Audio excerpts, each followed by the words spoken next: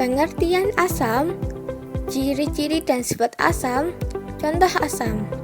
Asam, istilah asam berasal dari bahasa Latin, yakni acetum, yang berarti cuka. Asam dalam pelajaran kimia adalah senyawa kimia yang bila dilarutkan dalam air akan menghasilkan larutan dengan pH lebih kecil dari 7. Sifat dan ciri asam: mempunyai rasa yang masam, dapat mengubah warna pada kertas lakmus biru menjadi merah, bersifat korosif atau merusak, mempunyai suatu pH yang kurang dari 7, dapat menghantarkan sebuah arus listrik. Bila dilarutkan, asam ini akan melepaskan sebuah ion hidrogen. Contoh asam. Asam dapat dengan mudah kita temui dalam kehidupan sehari-hari. Misalnya, asam askorbat terdapat pada jeruk, tomat, sayuran. Asam klorida pada lambung. Asam fosfat terdapat pada deterjen. Asam benzoat terdapat pada bahan pengawet makanan. Basa. Istilah basa berasal dari bahasa Arab yang berarti abu. Basa adalah senyawa kimia yang menyerap ion hidronium ketika dilarutkan dalam air. Sifat dan ciri basa: mempunyai rasa yang pahit, dapat mengubah warna pada kertas lakmus merah menjadi warna biru, dapat juga menetralkan sifat asam. Basa kuat ini bersifat kaustik. Apabila terkena kulit, akan terasa perih dan dapat menyebabkan luka. Mempunyai pH yang lebih dari 7. Apabila dilarutkan ke dalam air, zat tersebut akan dapat menghasilkan ion hidroksida.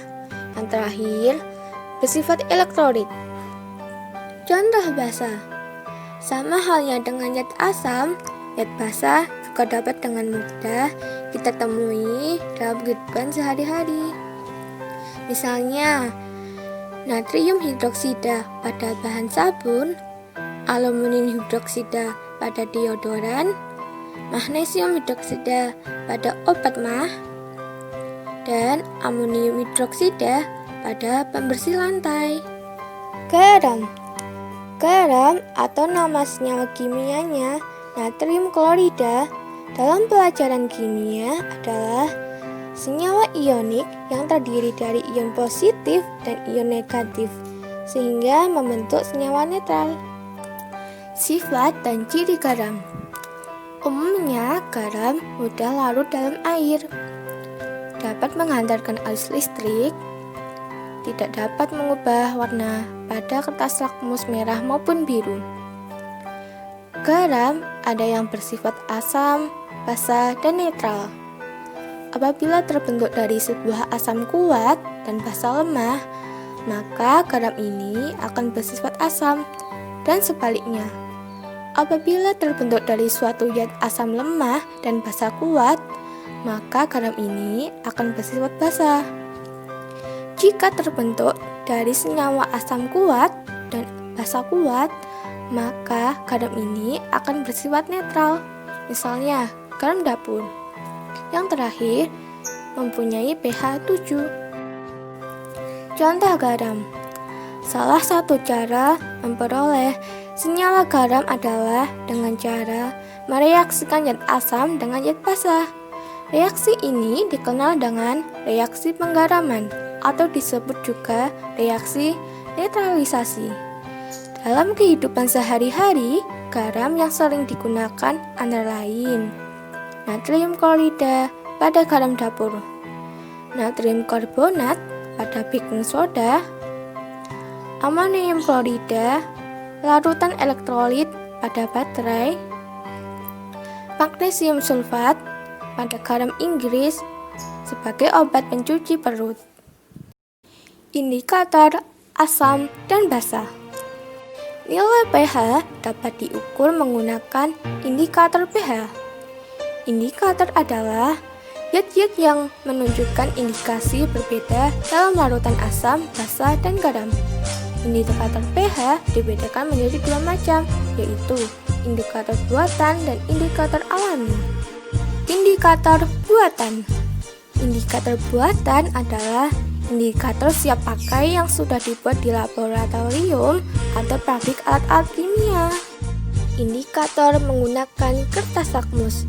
Ini adalah contoh ilustrasi gambarnya. Hasil percobaannya, bahwa lakmus merah jika dicelupkan ke dalam larutan asam maka tidak akan berubah warna.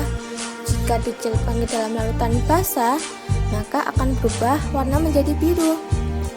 Yang kedua, bahwa lakmus biru jika dicelupkan ke dalam larutan basa maka tidak akan berubah warna. Jika dicelupkan ke dalam larutan asam maka akan berubah warna menjadi merah. Kesimpulannya, jadi apabila kedua lakmus berubah warna menjadi merah maka larutan itu bersifat asam. Bila kedua lakmus berubah warna menjadi biru, berarti larutan tersebut bersifat basa. Jika lakmus warnanya tetap, maka larutan yang diuji tersebut bersifat netral. Indikator alami. Indikator alami adalah indikator yang dibuat dari bagian tumbuh-tumbuhan tertentu yang memiliki warna. Contoh bahan untuk indikator alami yaitu bunga sepatu, kulit manggis, kubis merah, dan kunyit. Percobaan pada kubis merah. Langkah-langkahnya sebagai berikut. 1. Iris-iris kubis merah dan masukkan dalam panci, kemudian direbus. Setelah itu, saring larutan tersebut ke dalam wadah. Kemudian, rendam kertas dalam larutan tersebut.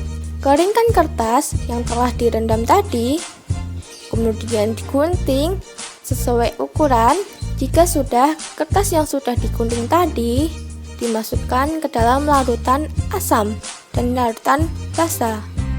Untuk lebih mudahnya, Anda juga dapat menuangkan larutan rebusan air kubis merah ke dalam larutan asam dan basa. Kesimpulannya, jadi apabila larutan rebusan kubis merah atau kertas berubah warna menjadi merah muda, maka larutan itu bersifat asam. Bila larutan atau kertas berubah warna menjadi hijau, maka larutan itu bersifat basa.